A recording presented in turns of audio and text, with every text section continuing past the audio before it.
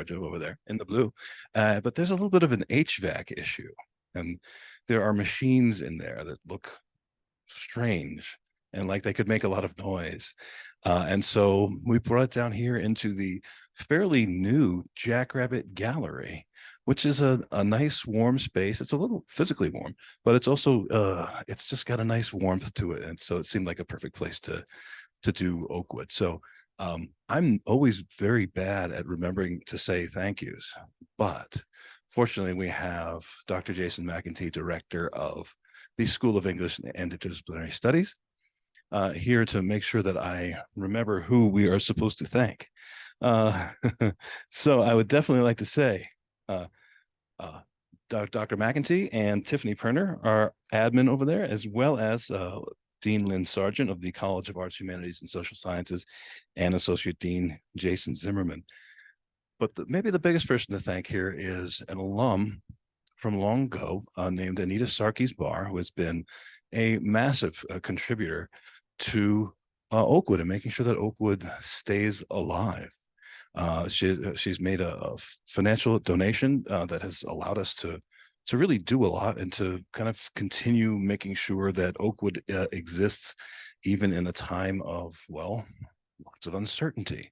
So one of the things that we've done is in Anita Barr's name is we've got a prize going, and we've sort of been slowly edging towards a prize in our previous issues. But with this issue, we just decided we're going to give a cash prize to some of our student writers.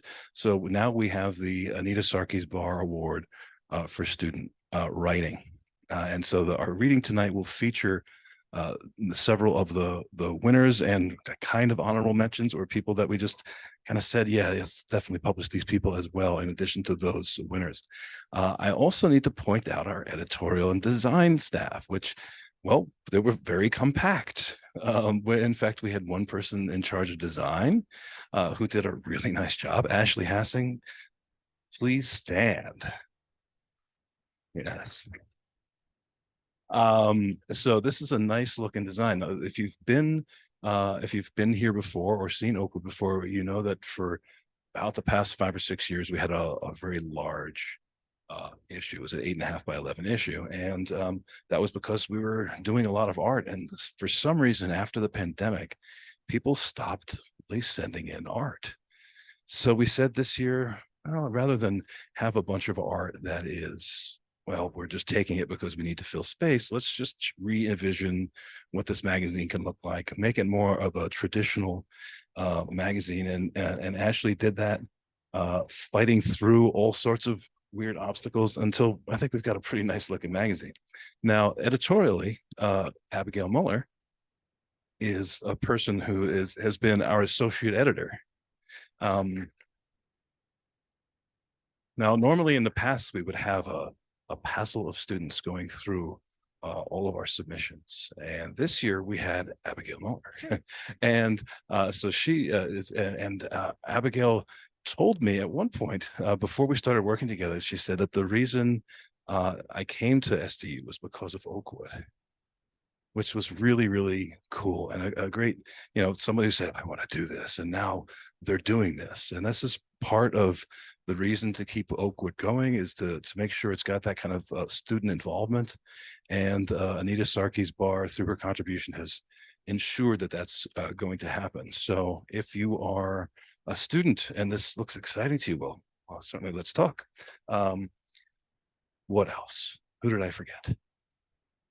I don't know. Can anybody remind me what I forgot? Because I always forget something, especially when I'm up in front of people. So what we're going to do is we're going to read. Students are going to read. I will introduce them a little bit, but I wanted to make sure that they introduce themselves a little bit too, because sometimes when you get up in front of groups of people to read your literary work, well, you kind of have to introduce yourself. So I want to put them on the spot and kind of get them used to that. And hopefully they'll tell you a little bit about where their stories or poems came from. We have more fiction writers than poets today because a couple of students couldn't make it.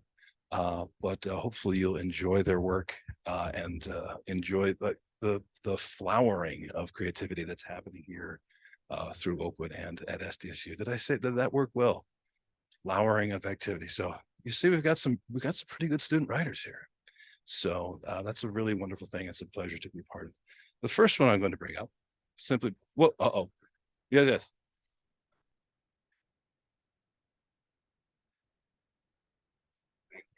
Uh, you're welcome. You're welcome. No. I am self-serving. People accuse me of being self-serving, but I am not self-thanking. That's that's where it ends. So the first reader I'd like to introduce tonight is the person I've already mentioned here, Abigail Muller, and she's going to grab the mic and introduce herself. If you want to be behind the mic, then it's okay. Or if you want to be behind the podium, it's okay. You don't have to. Awesome. All right. Thank you, everyone. My name is Abigail Muller, as Professor Wingate said. I'm currently a junior here at SDSU, triple majoring in English, Spanish, and history with minors in professional religion or professional writing and religion. Excuse me, not professional religion. That's not a thing. And the piece I'm going to be reading tonight is called Death is a Final Piece. It's a short excerpt from a longer fictional work, and I thought it just worked really well as a standalone piece to submit. It's kind of an interesting piece in the sense that it's a bit vague, but it's meant to be an allegory. So if you're able to pick up on that while I'm reading, that's awesome. If not, that's okay. Just enjoy it for what it is. But with that, I'm going to go ahead and read Death as a Final Piece. The man was standing on the chilled shore, gazing out over the gentle waves when the dog approached. His concentration broken, he looked down at the scraggly thing, mid-sized and scruffy. Altogether rather ugly, like a stuffed toy subjected to too many wash cycles. The creature peered up at the man inquisitively before relinquishing his prize by the man's bare foot. A dress shoe, nearly worn through in the sole and filled with briny grit. Algae already festered at the laces, threatening to overtake a moldy colony clinging to the smooth side. The man stooped over, resting his elbows on bony knees before the thing. It seemed oddly familiar, he knew not how. Like it belonged in a memory, but the memory of another man, plucked from a scrapbook tucked away in a dusty attic. He gingerly picked up the shoe, cradling it in the crook of his pale arm. He glanced up for a reaction from the dog, but it was already gone, trotting down the rocky beach and toward a dull gray outcropping that stuck out from the jade sea like a tumor. The man opened his mouth to call after the dog, but finding no voice, stiffly hastened along the trail of paw prints. At last, staggering around the corner of the rocky formation, he discovered the dog seated placidly at the side of a strange figure, the figure of a man, or what had once been a man, for the man was now at the mercy of the sea, slightly bloated and tinged in ghastly shades of green and gray. He looked to the man's face, saw the glazed over irises, now almost indistinguishable from the liquidy whites. His lips appeared an icy blue, an unholy smile that extended past his mouth to crawl up his cheeks. They were slightly parted, revealing a snaggletooth encrusted in sea salt and grime. The man instinctively reached to graze his own snaggletooth with a shaky finger, the filthy fingernail of the same jagged cut as the dead man's. He reached down then, extending his fingertips to brush dark locks, now matted and crusty, from the mottled gray forehead. He found his hand tracing down, delicately brushing the eyelids into a final resting place. But his hand continued beyond the eyelids, down to the neck, where a thick rope had been fastened about the man's throat. The rope was sturdy. It could have perhaps been considered new if not for its marriage to the water. It encircled the man's neck near the nape, knotted meticulously in the back before trailing down to the sand. It ended there, in the sand. Its jagged end had become frayed, as if it had been tested by the elements and overpowered. The man looked to the corpse's face once more. There was no sign of a struggle, no lines of tension written into the rotting skin. Only tranquility, serenity perfected in the smooth lines of youth, a peace in death. A smile played at the corner of the man's lips. Had this man died gladly, found greater meaning in the journey of the ending? Perhaps. Perhaps it is true, he thought the man to himself. Perhaps the world is mere shadow and dust. a projection of ash on a filthy lens. He chuckled to himself. His mind was empty, devoid of concept or burden. Yet he understood the man's pain, understood his wish to free himself. He gently laid the shoe down next to the man's bare foot and was met with the tongue of the dog, licking a trail up his gangly arm and smooth face and into his salty, dark hair. At this, the dog stood once more, trotting onward down the desolate beach and toward a distant tree line that stood guard over the pebbles, a legion of giants against the ocean's battering. The man gazed down one final time at the corpse on the shore, and then turned his face out to the sea. The sun dazzled off of the turbulent waters, but he was not pained to look. No, there was no pain in this, no feeling of illusion. He saw everything, felt everything, heard every song in the world as it poured over the waters and flowed through his body. How wonderful it was to be there in that moment, free of the shackles of figment. He turned to follow after the dog, padding down the sandy beach as though through a dream. In his wake, only the delicate paw prints of the dog could be seen in the sand. Thank you.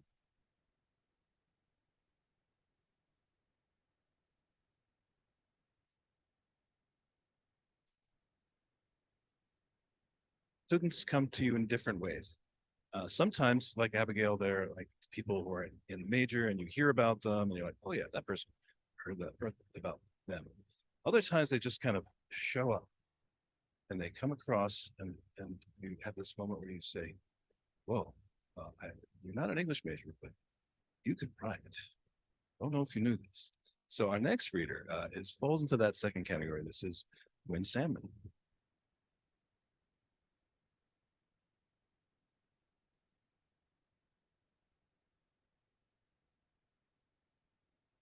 All right. Can you hear me fine? All right, perfect. So, like Professor Wingate said, my name is Wynn Sandman. I am a sophomore here at SDSU studying psychology and criminology. And tonight I'm going to be reading the first essay in my essay series entitled One Just One, which is modeled after Margaret Atwood's The Female Body. So I'm actually going to explain a little bit of context for you first, because this is kind of a weird piece. But it sprang from a conversation that I was having with a dear friend. Essentially, she was telling me about a weird sort of male interaction she had. And from that, I was like, oh my goodness, that reminds me of the time XYZ. And she said, oh my goodness, that happened this way for me. And so from there, we just kind of talked about how odd it is that a lot of the time when you're talking with other women about maybe uncomfortable experiences with the opposite sex, that it's not like a, oh my goodness, that's awful. It's like, oh my gosh, me too. And so this piece is kind of dedicated to that. It's 3 different experiences from my life, but as the title kind of insinuates, these are the stories of just one girl, myself, but kind of expressing the universality of that experience. Okay.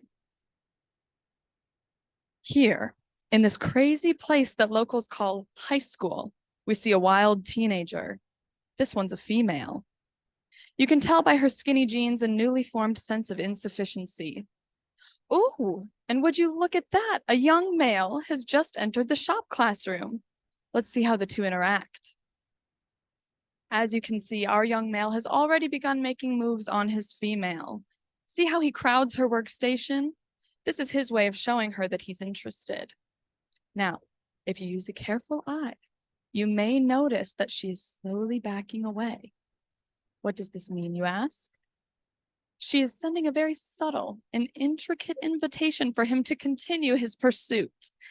Our young male receives this message loud and clear, hence moving on to the next stage of his complex mating ritual. I know, he thinks. I'll woo her with my extensive knowledge of small engine mechanics. What a smart young teenager. Despite the young female's competence in this unit of small engine repair, our male seizes his opportunity and begins to scrutinize her work. In doing this, he exhibits his generosity and helpfulness. What a kind young male. Uh-oh, the young female seems to be slightly annoyed by this thoughtful gesture. How will our teenage male respond? By insulting her. This evolutionary tactic consists of calling the young female names such as fat, stupid, and ugly. Although executed with brilliance, this tactic too fails to woo the female teenager. But does our young male give up that easily? No. Just before the sun sets on another great school day, our young teenagers encounter each other again in physical education class. Will our teenage male finally win over the female? Let's watch and find out. At this time of year, the high school physical education class has just begun its tennis unit. Our young male first begins by revisiting his usual rituals of crowding the female teenager's space and insulting her in front of their peers, making sure to critique her form and athleticism when possible. When this doesn't work, our male is forced to move on to new strategies. As the young female is talking with a friend, our teenage male recognizes his chance. With one big movement, our young male whacks the buttocks of the female teenager. Oh, how playful he is. Now, let's see how she responds. Whoa! What a roar from the young female. She unfortunately does not seem too interested, signaling for him to back off. Ugh, our poor young male.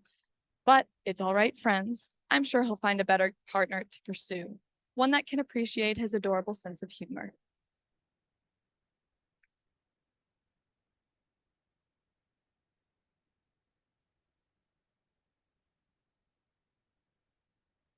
So our next reader is the inaugural winner of the Anita Sarkees Bar Prize for Student Creative Writing, who is Grace Lundeen, who I don't really know never met until tonight, which shows that it's not just people in our department who are doing great writing. Hi, I'm Grace. I'm a Spanish senior here at SDSU. I'll be reading a poem called Open Graves. I struggle a lot with mental health, and writing is a big way that I cope with my feelings and also help show people that they are not alone. So this is Open Graves. My body is the plains of a cemetery. Graves open haphazardly lay overgrown with time, filled in but still visible. Before I shed my clothes or begin a date, I explain my empty graveyard state. It's not the talk, but it's one I must give every partner before we uncover ourselves. Pitiful eyes assure me it doesn't change how they feel. Well, one didn't. His gaze tore me open, solidifying the ugly I knew myself to be. I hate who I am, what I've become, shielding myself from the watchful eyes of life, a body with a disclosure statement, unable to just be. I forgot about my state the first time I exposed my torso, and her eyes locked on the unmarked graves. We stood there in a stone-still dance, with hollow words stumbling past our lips. That night she left with a silent goodbye, texted me later to explain she was just surprised, nothing more. She didn't need to explain. Our next encounters were rigid, shoe-kept carefully so I wouldn't crack, but it's hard to shatter when you're already in pieces. I then remembered to give my viewer discretion advised speech. He smiled weakly and looked away. Despite the disgust I felt when I was with him, I stayed. At least he tried to hide his repulsion towards me, right? I couldn't be still for more than a few minutes, hating the feeling of his hands on me, but never on my stomach. He didn't like the feeling of the ridges. He asked if I was done with my depression, so I was normal again. I was too weak to leave him. Then you came along. I assured you we wouldn't last, that I was a ticking time bomb. But you pulled me in by my waist, kissed me gently, and said you wouldn't mind getting caught in the blast if it meant being with me. I fall asleep in your arms. You wrap around me like my coat on a cold day, cradling every part of my body, holding me while I unravel in your bed. When I showed you the graves littering me, you didn't look away. You didn't stare, you just observed, carving a mental picture, a beautiful headstone of the person you cared for, to remember me when I became still. It was never about my scars. They were as natural as acne or body hair to you. Although my graveyard state saddens you, I've never wanted to hide, to tell the crests to disappear. Just as flowers are placed by graves, sadness can be beautiful too. The nights are peaceful as the stars sigh above us, silent observers to our bubble of time.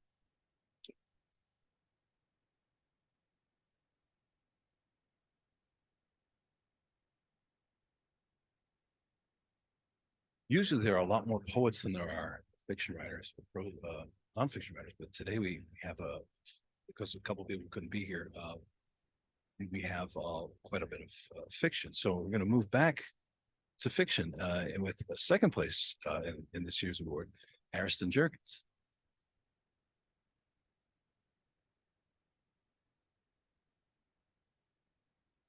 Second, is that Matt Nippling I see? I don't want to steal your thunder, but I just noticed him. Our cover artist. Matthew, would you please stand? All right, cool. Hi, my name's Ariston Jurgens. I'm a junior English major with a legal studies minor. And this story is called Ghost Town. Just to preface that, this story does deal with like themes of sexual assault, depression, all that jazz. And for a little bit of context, because I'm not going to be reading the whole piece, this is kind of about a boy who finds out that his mother was a victim of sexual assault, and that is how he was conceived. And it's also inspired by a song called Ghost Town by Benson. Why does mommy sleep on the floor? I asked the first time I woke in the morning to Jane on the floor with a broken glass bottle next to her. Grandma sat me down at the table. Remember how I told you that something bad happened to your mother before she had you? I nodded. That bad thing, it makes her sad sometimes, and she goes out to try and make the sadness go away. When she comes home, sometimes she forgets where her bed is, so she sleeps on the floor, Grandma tried to explain. I was 12. It didn't make perfect sense, but it was easy for my young mind to grasp. Grandma, what does drunk mean? I came home and asked her one day. She sighed, looking down at the floor.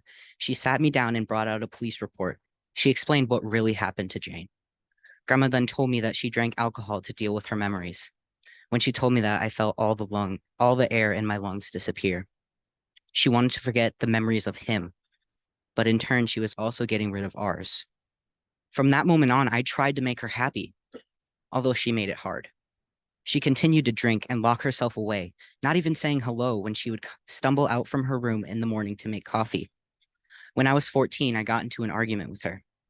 You should really come to one of my games. I scored 23 points in the last one, I excitedly told her. She held a bottle of vodka in her hand, eyes barely open. Yeah, sure, buddy, she slurred.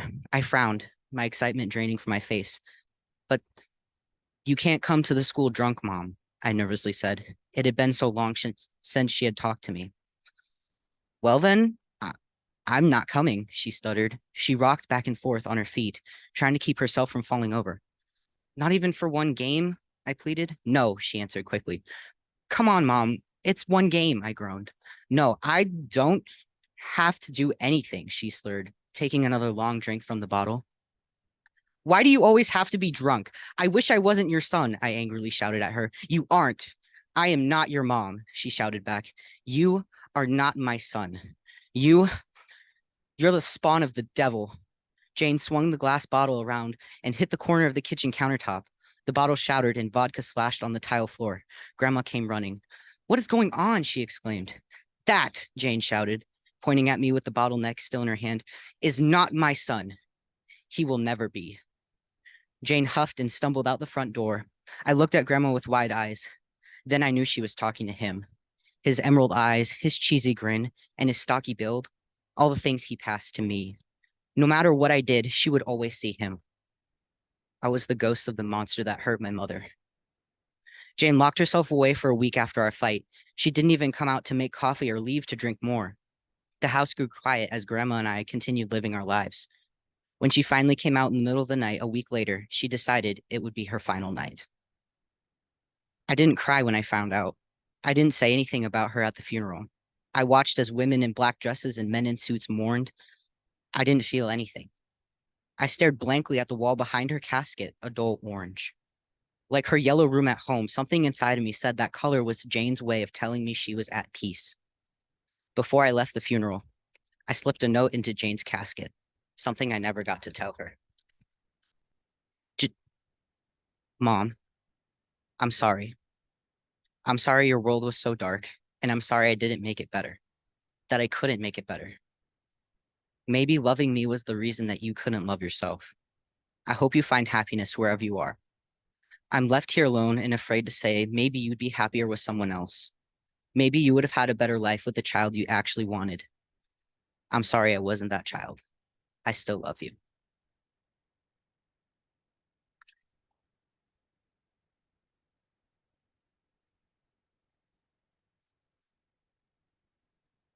slight shifting of gears here from undergraduate students to graduate students. We have grad students here in our program. And well, I would like to bring one of them up, Elena Steckelberg. Come on down.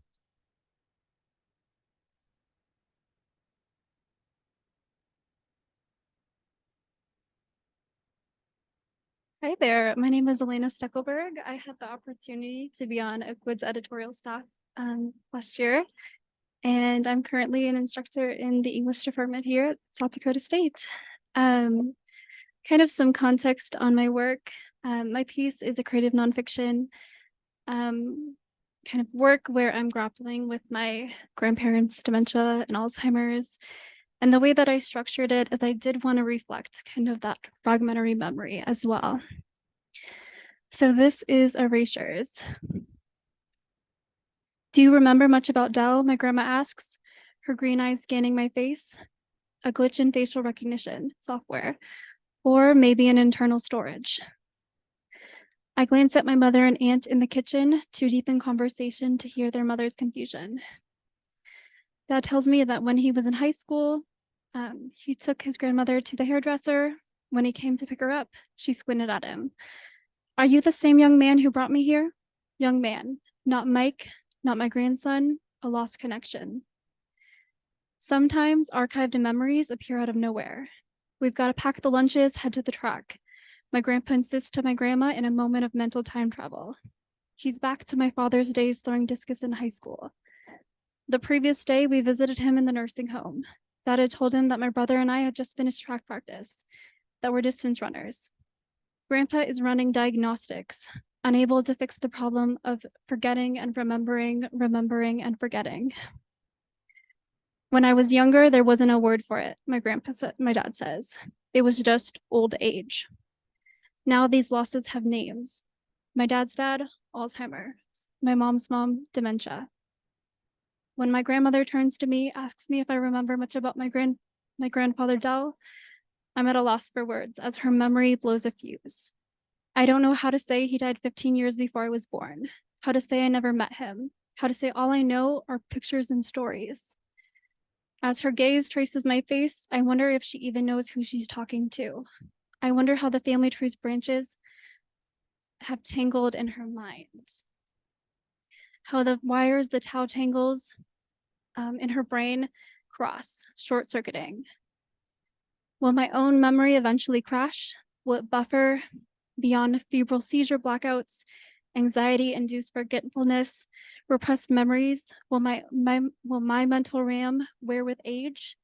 Will it be too late to restart to retrieve data I've stored? Words, images, sounds, emotions? Will I feel frustrated by forgetting, or will I be too confused to feel frustrated? Have my grandparents felt this way? Maybe pictures, written accounts will be enough to remind me. Maybe they won't. Their context blurring, my brain becoming a blue screen of death. Maybe memories are the only things we truly own, but there's no flash drive we can save them on. No IT department to fix the issue. Both too confused to know they're confused.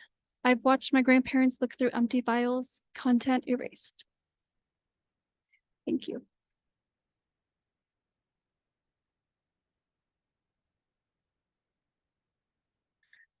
Next up, poet. This is our last student reader of the night, although not our last reader because we have a surprise guest, which I will reveal a little bit later. But before that, Hannah Lemaire.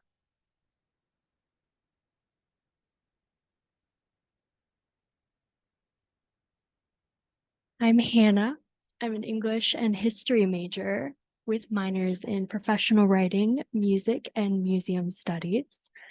And the poem I'm going to read for you, called The Cup, is kind of inspired by those really instant flashes of emotion that you can't always explain. And sometimes it's really hard not to act on them.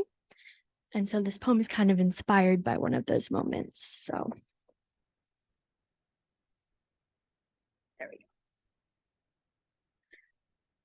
The other day, as I went to wash a cup, I held it up real high and felt like smashing it into the tile instead. In my head, the act was already done. The ceramic shards already one marvelous explosion of defiant sound in a world too quiet for my raging, pounding heart. I'd start with the cups, then perhaps the plates too. Forget the memory of a broom or what the future may store. The cupboards have more.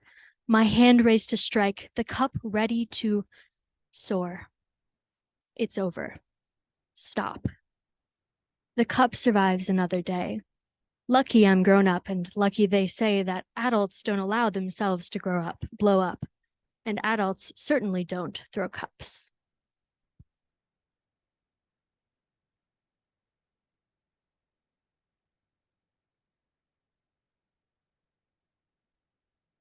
So one thing I really like about this selection of work is our students are not afraid to write about things that are difficult, which is really important, because if you're not going to write about things that are difficult, all you're ever going to do is just surfaces. And most of what we read for is to dig underneath the surfaces. And I'm really gratified that we're having students, not just my students, but other students who I've never had before, writing in this way. I want to make sure that I give a shout out to two people who couldn't be here because of emergency situations. One is Dallas Kelso, who was our third place winner. And the other is Sage Anderson, who was also in the magazine. You'll find their work there, please. I hope you'll read everything in there. It's a pretty good issue. We're focusing on students today, but we've got a lot of people who are non-students in this issue, including some prize-winning authors who it's really nice that they're in this magazine. So one of the things that I've tried to do with Oakwood is to make sure that it's a place where writers from this region or affiliated somehow with this region are able to contribute at any level of their careers. So we have people with, we have NEA winners, and we had last year we had a poet laureate, and we have them published side by side with students who are just beginning to come up, and that's kind of part of the idea behind Oakwood, something that I hope we'll be able to continue. I want to call up our special guest, and I have to publicly apologize to him and tell kind of a story. I didn't know he was coming here, John Nelson, formerly of Dakota State University. And you're not going to find him in the bios at the end, the contributor notes, because I screwed up and left him out. Now, I did this despite the fact that John finally relented. I think how long had I been pursuing that poem? 3-4 years, I think. I'm like, hey, how about that baseball poem? How about that baseball poem? How about that baseball poem? It's like, yeah, sure. And then he never get back to me. Like, all right, John, last time, I promise I'll leave you alone. And he sent it. And it's a wonderful poem that I heard him read at the South Dakota Festival of Books several years ago. And just by luck, he happens to have made it to Brookings. So fantastic.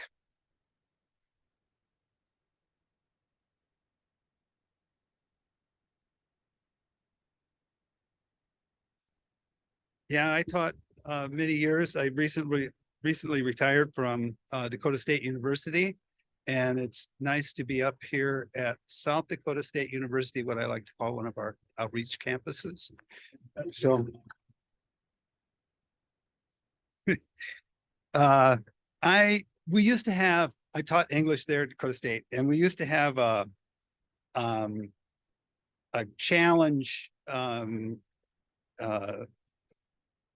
poetry slam, and it was students versus faculty. And so I would always enter that. And so I'd write something particularly for that.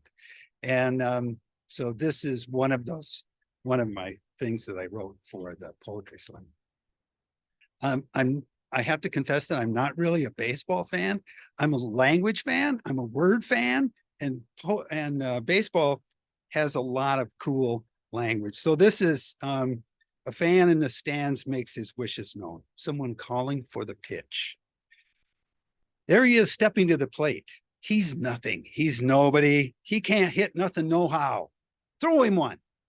Throw the speedball, the curve, the drooper, the fall away. Turn back the clock and throw him the Uncle Charlie, the yacker, the deuce, the bender.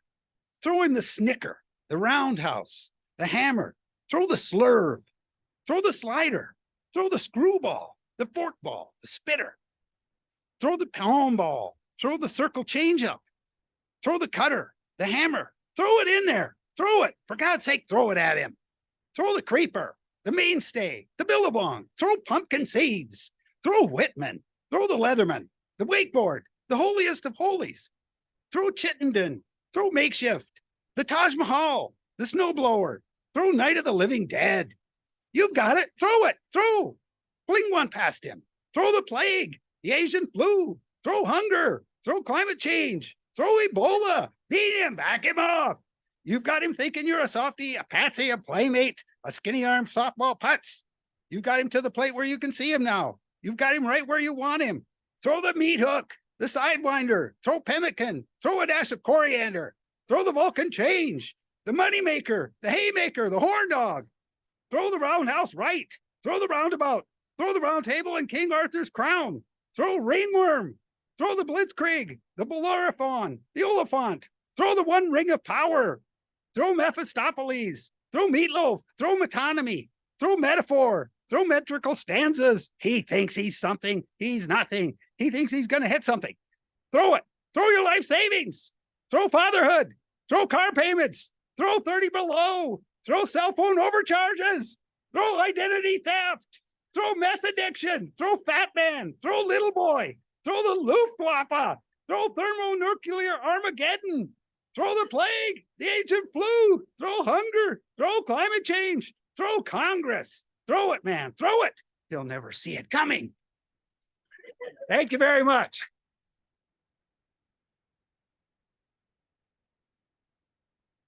So does everybody see why I wanted that poem? And was that poem not worth waiting 4 years for? All right.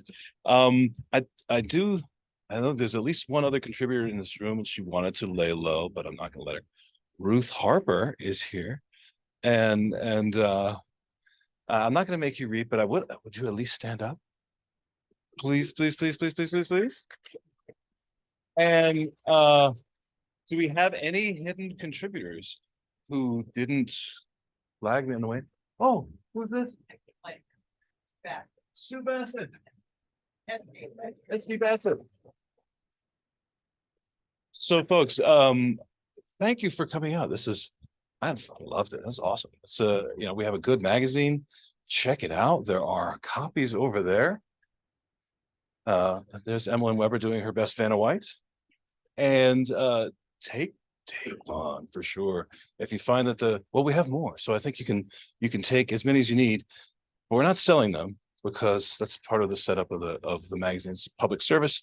We're giving them away. So and also contributors, you'll be getting notes about this in probably next month sometime. This will be added to the archive at the library, Open Prairie.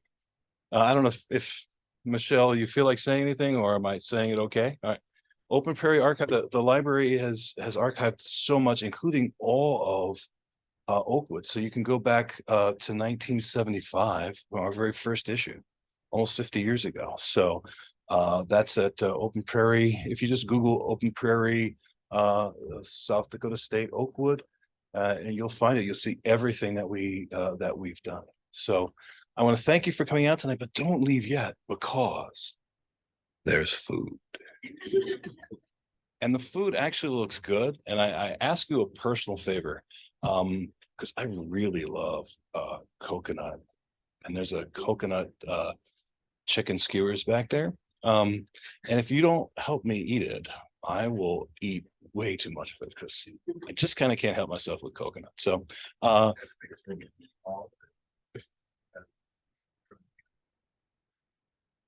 yeah. All right. Okay. John. You come on up, make a plug. Look, for the South Dakota State Poetry Society. It's since I think 1928, and we publish a magazine, the Pask Petals, and it's been in publication since about 1928. And I am editing. We publish an issue in the spring and in the fall. It's people with a South Dakota connection. All of you have one. Even, you know, if you're just going to school here and came from some other place. So we ask that people have a South Dakota connection to publish in the magazine. And we publish an issue in the spring, publish an issue in the fall. I edit that fall issue. We also have a chapbook contest. And we invite you to enter that. You know, chapbooks are small, doable collections of poetry. And yeah, all that for the low price of $40 a year. We also select South Dakota's Poet Laureate.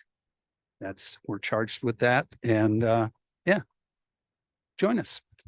Thank you. Well,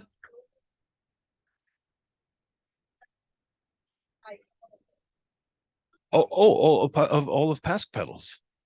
Wow. Hey, so that slice of history, 40,000 years from now, when the entire rest of the world is gone and only South Dakota exists, we will be the snapshot of world literature. I mean, you never can tell. Thank you so much for showing up tonight, everybody. And well, guten Appetit.